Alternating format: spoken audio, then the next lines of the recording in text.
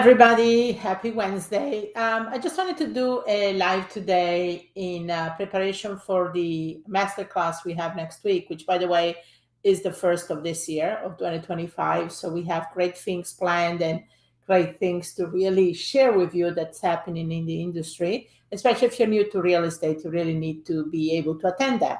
But today I want to share with you how I got started building my rental portfolio back in 91. So it's been a minute.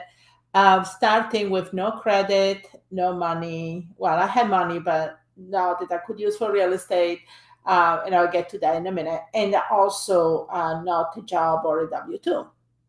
And I always believe that there is a will, there is a way. So I'm always one of those people that take initiative, and I want to have kind of a forward thinking on making it possible. So the first thing I did is get myself educated as much as I could. Now, back in 91, there were no coaching or mentors really. There were some late night infomercials. Maybe some of you heard Cartoon Sheets, Dave Delgado, Russ Whitney, so Robert Allen. So I started buying books like Robert Allen, anything that had in the title, no money down, nothing down. So I started buying up books and late night infomercials. So I got a lot of this information. And so I started kind of putting the things together. Okay. And so that was my first step. So then I started really just looking into owner financing possibilities. I remember this tape from Cartoon Sheets that said about going out there and talking to people that want to rent their homes or condos or whatever, and see if they've considered maybe selling in the future, in the near future. And if they do, have a conversation about structuring some type of lease option on our financing. So I took that and I ran with it. And then I did other things as well, because once you start getting out there in the field and talking with people, trust me, you kind of stir up the water, stir up the mud, right? You just go there and things start happening. So people start telling you, always ask, do you know anybody else that can do this? Or do you know somebody? Or, ask for referrals, ask for other people, other banks, everything, as you go out there in the field and talk with people. So I started doing that. And so my only option was at that point to do owner financing, because I was not really in a position to get bank loans.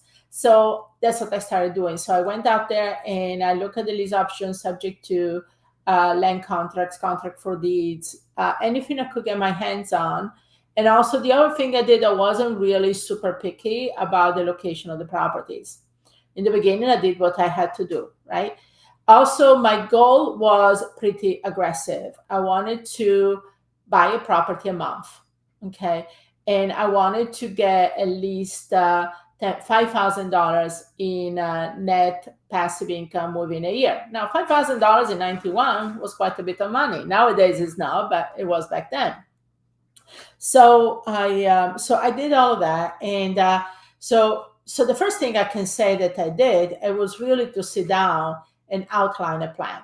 Okay, so I want to get $5,000 a month, and then I established a guideline based on the area that I was investing. That is, I wanted to get at least $300 to $400 net after expenses per door. Okay, so because I saw that was possible in the area, and that's another thing when you study the area, that's one of the things you want to look at to establish your own baselines. And so I knew I needed so many buildings. Then I realized if I start buying 2, 4 units, or even about a 6 and an 8 unit, I was getting to the goals much faster, right? And I was buying one a month. So with that said, now I went out there and I started making things work and happen. So within 18 months, I'm going to share with you in a minute why I use 18 months. Within 18 months, I actually doubled my passive income. I actually had $10,000 or more coming in every month, passive income from my rentals. Now, in about 18 months mark, which was probably the end of 92, beginning of 93, around that time, I remember it was in winter, I stumbled into something else, which is called wholesaling now. And what happened is I was closing on a property. I remember it was this two family. The tabat was a foreclosure from a bank, because then I started connecting. The other thing I did, I started connecting with local banks and got them to give me basically their REO portfolio. Okay. And when you buy from small banks, regional banks, credit unions, that's the bank I'm talking about. And when you buy from them, they are willing to, especially if you have some property under your belt already, and they see that, they were willing to loan to me even if I didn't have any job or really much credit at that point. But I also had to get the good with the bad, meaning I had to get properties that were not in the best parts of town. Okay. But at that point, I didn't really care. I just wanted to get property. I was a property holder, right? And so I was at the closing for this two family that was owned by the bank, I thought.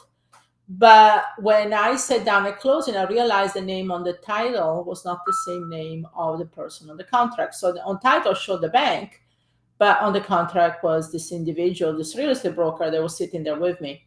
So asked him, I said, what's going on here? And he said, I am flipping the property to you, flipping the contract.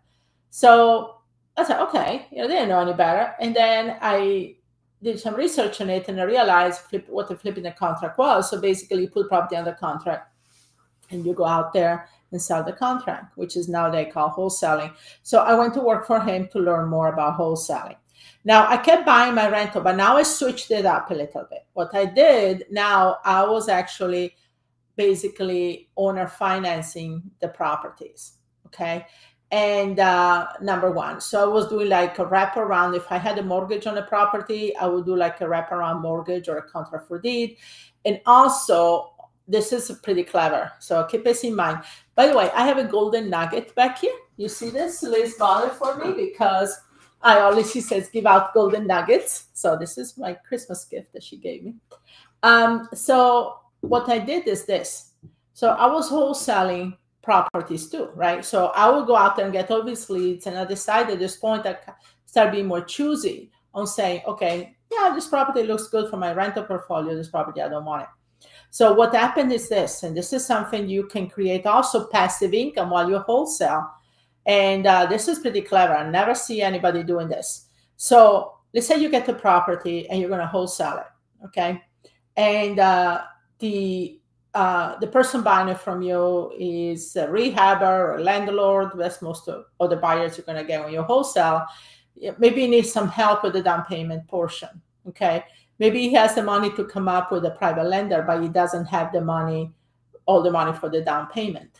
Okay, so as long that the money from the loan that he has or the credit line from the private lender pays off what you owe the seller, okay, when you wholesale, the portion on top of it is the equity, basically is what you want. So let's say, for example, the property, you have it on a contract for $100,000 and you're selling it to this person, rehab or landlord, for 120.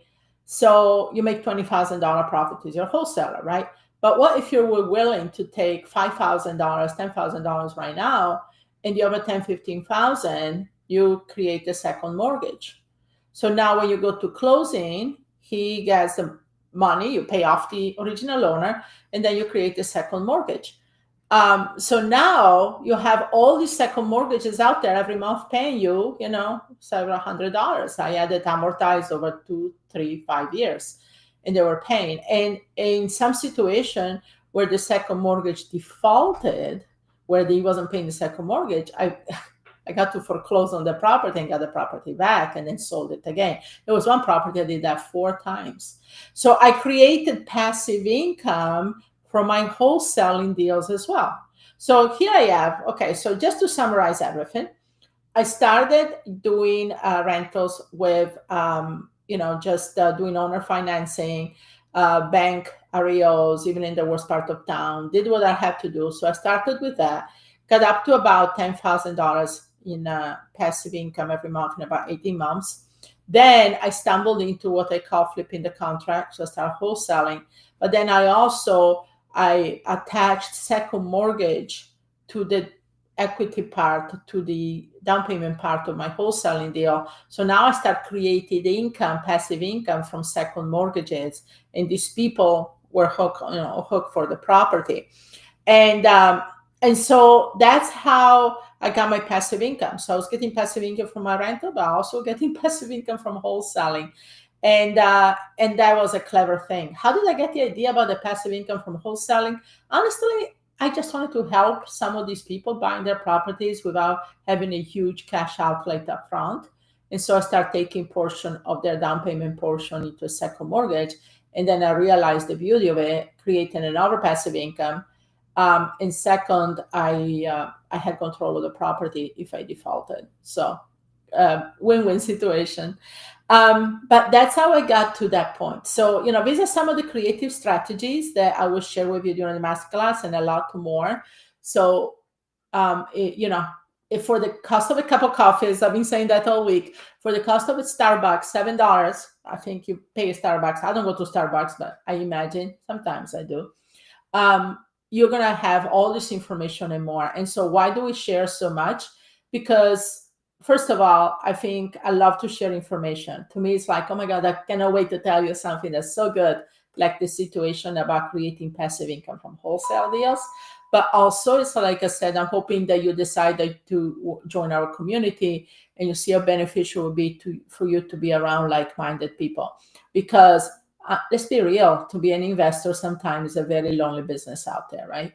And to be in a community of like-minded people and getting ideas like the one I share with you right now would be a golden nugget. So there is a link here. Go ahead in the description somewhere around this video. Go ahead and click join, and I'll see you next week to share a lot more golden nuggets. And we're also going to cover wholesaling. We're also going to cover private money, fix and flips. So there is a lot of things that are going to be mining for gold next week.